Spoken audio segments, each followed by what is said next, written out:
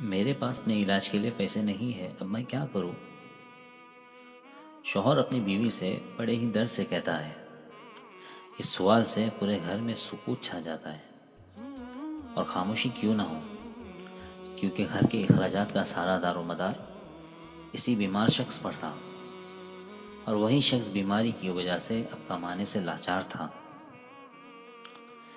محترم ناظرین، یہ اس شخص کے احوال کا ایک حصہ ہے جس کا ذکر مختصر طور پر ہم نے اپنی پچھلی ویڈیو اندھیرے سے روشنی کی طرف میں کیا تھا۔ یہ اس وقت کی بات ہے جب اس بندے خدا کی عمر صرف 11 سال کے آس پاس تھی۔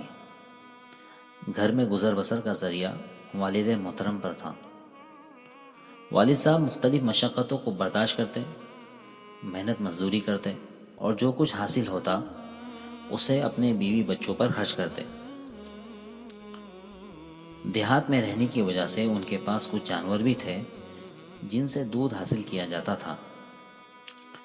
مختصر خوشیوں کے ساتھ یہ گھرانہ اپنی زندگی گزار رہا تھا کہ اچانک والد صاحب کی طبیعت ناساز ہو جاتی ہے۔ مختصر علاج کے بعد کچھ آرام بھی آتا ہے، لیکن پھر بیماری اپنا اثر بڑھاتی چلی جاتی ہے، جس سے بڑے علاج یعنی آپریشن تک کی نوبت آتی ہے۔ ایک غریب آدمی معمولی سی بیماری سے ویسا ہی ہل جاتا ہے، آپریشن تو بڑی دور کی بات۔ لیکن اب کرے تو کیا کرے؟ آپریشن کے لیے رقم کہاں سے لائے؟ اور آپریشن کے بعد ایک لمبے آرام کی ضرورت جس مرحلے میں گھر والوں کے خراجات کہاں سے لائے؟ یہ وہ سوالات تھے جو والد صاحب اور گھر والوں کو بڑے پریشان کر رہے تھے۔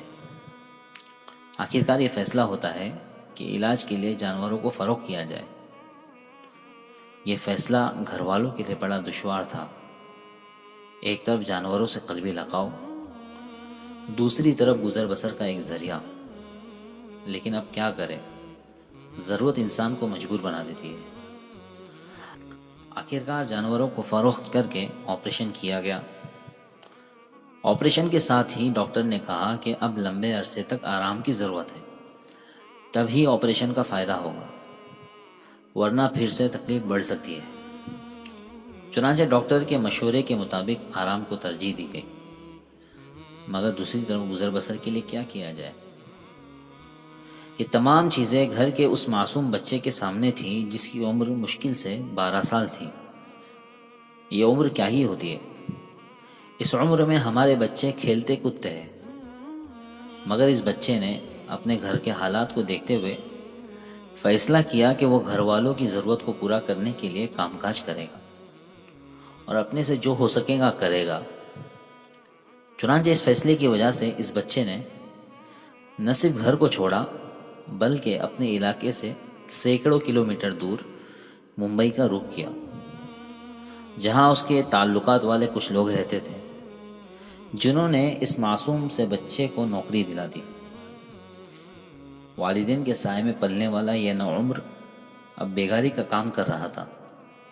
کل تک جسے مشقتوں والے کام سے دور رکھا جا رہا تھا، آج وہ اپنے نرم ہاتھوں سے بھاری بھرکم بوریاں اٹھا کر دوسری جگہ منتقل کر رہا تھا۔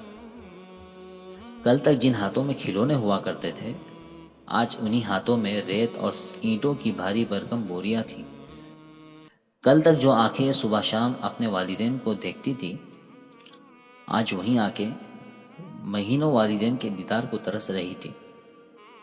کل تک جو کان اپنے والدین کی آواز کا لطف اٹھا رہے تھے، آج وہی کان اپنے آقا کی ڈانٹ سن رہے تھے۔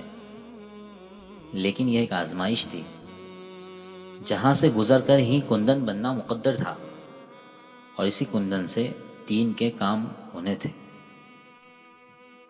جس سے علاقے میں دینی بیداری آنی تھی، جس سے نونہالوں میں تعلیم کی روح پھونکنی تھی۔